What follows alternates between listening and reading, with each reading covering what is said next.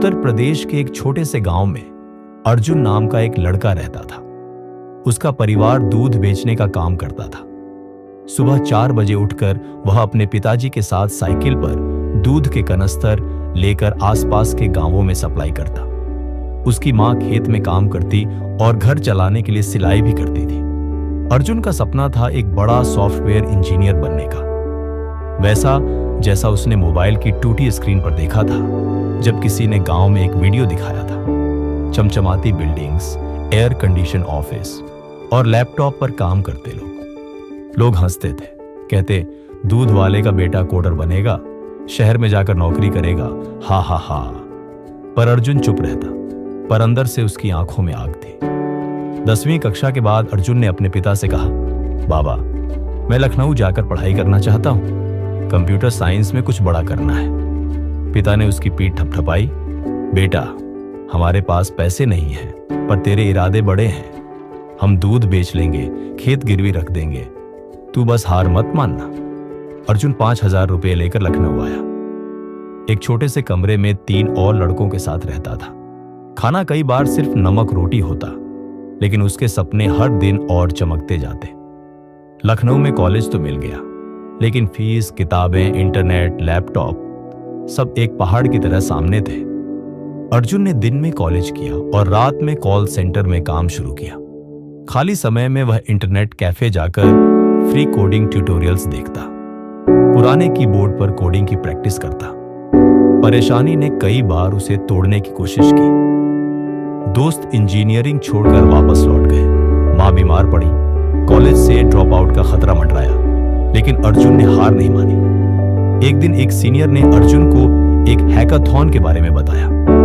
इनाम था 50,000 रुपये और एक इंटर्नशिप का मौका।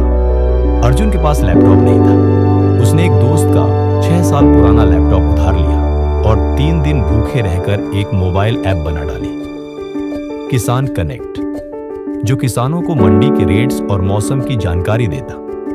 हैकाथॉन में जज आए थे बेंगलुरु की एक बड़ी आईटी कंपनी से। अर्जुन की प्रेजेंटेशन सुनकर सब हैरान रह गए। जीत उसी की हुई।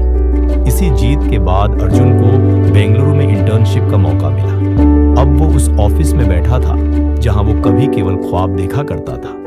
एयर कंडीशनर, कॉफी मशीन और सामने लैपटॉप, जैसे सपना साकार हो गया। इंटर्नशिप के बाद उसी कंपनी में उसे नौकरी भी मिल गई। पहली सैलरी मिली 65,000 रुपए।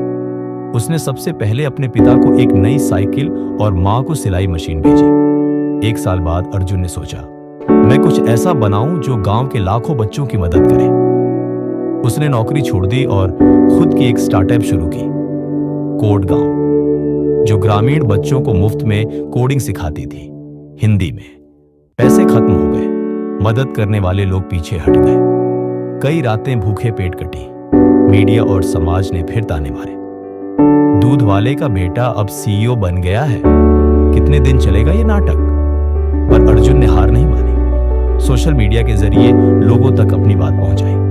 कुछ निवेशकों ने उसका विजन समझा और फिर जो हुआ उसने दुनिया हिला दी। 3 साल बाद कोड गॉन के जरिए 5 लाख से ज्यादा ग्रामीण बच्चों ने कोडिंग सीखी। अर्जुन को Forbes 30 under 30, PM innovation award और टेडेक्स टॉक में बुलाया गया। वह अब सिर्फ गांव का लड़का नहीं था, वह करोड़ों युवाओं की प्रेरणा बन चुका था।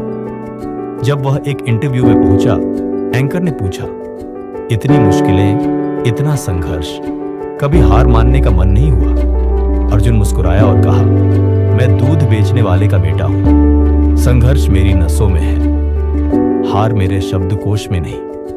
मोरल, कभी हार मत मानो। हर गांव, हर गली में अर्जुन जैसे सपने देखने वाले हैं। फर्क सिर्फ इतना है, कुछ सपनों को लोग डर से छोड़ देते हैं और कुछ उन्हें हकीकत में बदल देते हैं। अगर तुम हार नहीं मानते तो पूरी दुनिया तुम्हारी जीत के आगे झुकती है।